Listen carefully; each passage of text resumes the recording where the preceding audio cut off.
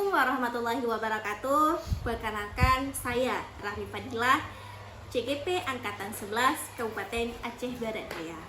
Pada hari ini akan melaksanakan demonstrasi kontekstual modul 3.1, yaitu pengambilan keputusan berbasis nilai-nilai kebajikan sebagai pemimpin. Dan pada hari ini saya berkesempatan untuk melakukan wawancara dengan salah seorang kepala sekolah SD Negeri 2 Babahrot, yaitu Bapak Muhammad Kanis. Terima kasih Bapak atas waktunya. Nah, bagaimana Bapak, apakah sudah siap? Insya Allah siap. Mungkin ada permasalahan, silakan kita mungkin diskusikan. Mudah-mudahan permasalahan yang kita hadapi atau tugas hadapi dapat kita selesaikan. Ya, baik, terima kasih Bapak. Sebelumnya Bapak, Rahmi sangat berterima kasih sekali kepada Bapak karena telah meluangkan waktunya. Rahmi tahu Bapak sekarang di posisi banyak sekali tugas-tugas negara yang harus Bapak siapkan, terutama dalam mengembangkan sekolah kita ini untuk menjadi lebih baik lagi dan menjadi lebih bagus lagi ke depannya. Nah, Bapak, untuk pertanyaan pertama, seperti yang kita tahu Bapak ya, Bapak sudah lama sekali menjabat sebagai kepala sekolah SD Negeri 2 Babahrot Pak ya. Kira-kira hampir berapa lama kemarin Pak? Kita sudah 17 tahun. Iya, sudah 17 tahun dan 17 tahun di SD Negeri 2 Babahrot ini. Dan pastinya Bapak banyak sekali pengalaman yang luar biasa Pak ya, baik itu dalam pengambilan keputusan ataupun dari segi Bapak menjadi seorang penggerak menjadi lebih bagus lagi. Nah, Bapak selama ini bagaimana sebagai kepala sekolah di SD Negeri 2 Babahrot ini, bagaimana Bapak dapat mengidentifikasi kasus-kasus yang merupakan kasus dilema etika ataupun rujukan moral? Dalam hal ini mungkin kita sama-sama mungkin ibu, semua guru, saya sendiri memang dihadapkan pada dilema etika dan dilema moral. Bagaimana cara kita mengidentifikasinya?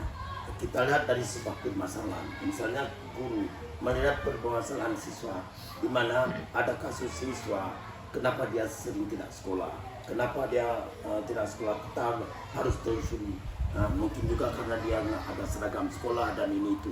Kemudian kasus kedua di siswa, etika moral adalah pada saat kita melakukan proses penilaian dari hasil pembelajaran yang kita lakukan. Sama seperti saya juga menilai ibu dalam pada saat praktek mengajar. Ini pasti ada terjadi muncul dilema-dilema itu. Dilema moral itu sering muncul begini Bu. Pada saat kita memberi soal ujian ke anak, kalau memang tidak bisa kita kontrol, ini akan banyak terjadi. Kenapa? Ada salah anak itu akan mencontek jawaban tuannya. Kemudian di kantin sekolah, dia mungkin sering mengambil makanan tapi tidak memberi uang, sering mengambil tas teman dan lain-lain. Ini dilema moral itu adalah berkenaan dengan hal-hal yang bertentangan dengan moral agama kita. Gitu. Baik, terima kasih Bapak. Nah, selanjutnya Bapak, bagaimana Bapak menjalankan pengambilan keputusan di sekolah, terutama untuk kasus-kasus di mana ada dua kepentingan atau dua-duanya ada nilai kewajiban Bapak? Di sini merupakan sebuah permasalahan yang memang yang sangat rumit. Siapapun posisinya sangat rumit untuk mengambil keputusan, untuk dilema diri sendiri saja kita sulit. Apalagi kita harus menyelesaikan dilema dari dua hal yang berbeda tapi sama-sama mengandung nilai kebajikan. Jadi dalam hal ini kita kan harus mempertimbangkan dulu, kita melihat dulu dilema apa yang ia inginkan. Setelah kita nilai, kita mengajukan pertanyaan, barulah kita mengambil sebuah keputusan. Mungkin keputusan yang kita ambil juga tidak memberi kepuasan pada salah satu pihak.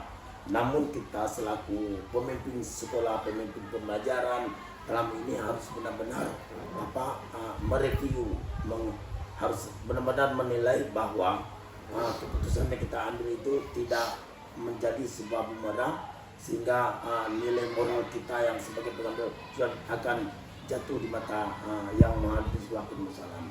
Iya, baik Bapak, luar biasa sekali Bapak ya. Selanjutnya Bapak, langkah-langkah atau prosedur seperti apa yang Bapak lakukan selama ini di dalam mengambil keputusan? Mungkin dalam ini ada beberapa hal Bu, dalam mengambil keputusan. Kita mengenali nilai-nilai yang sering bertentangan. Itu pertama sekali.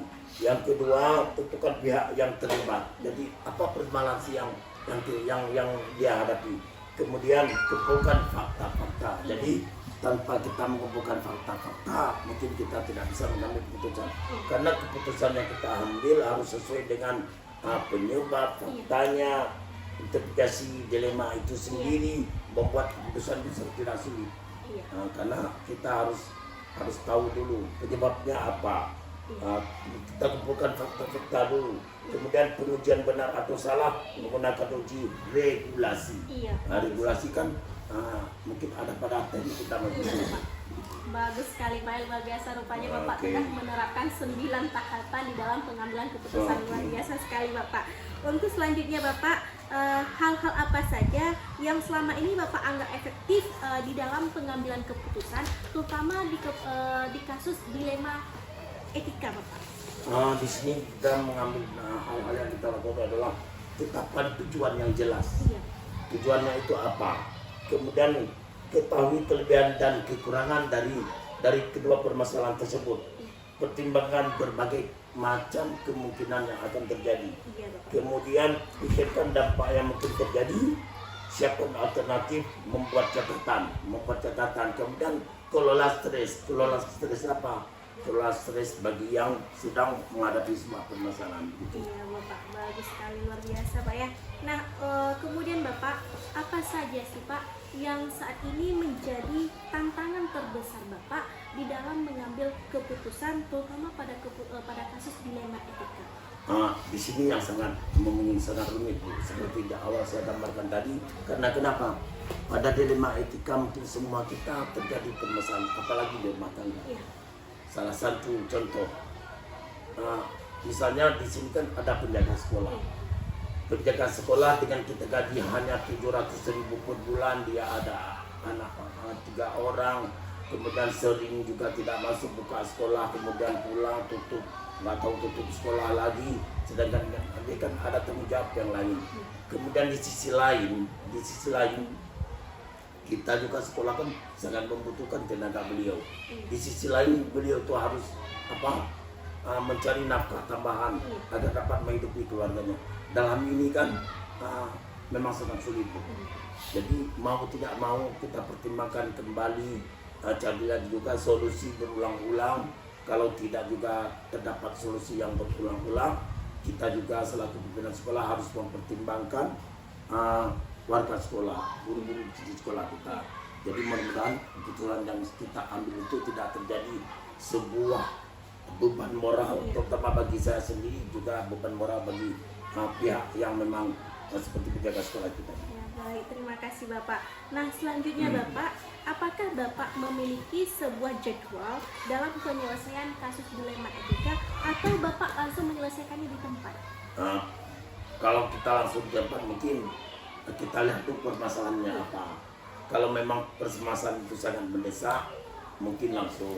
Tapi ada banyak kita ada langkah-langkah dulu, ada kita jadwalkan tanggal berapa kita diskusikan dulu. Itu caranya. Kalau langsung kan mungkin seseorang akan terkejut. Sama kita menyiram bunga di terik panas matahari. Begitu jam 12 kita siram, tanaman itu.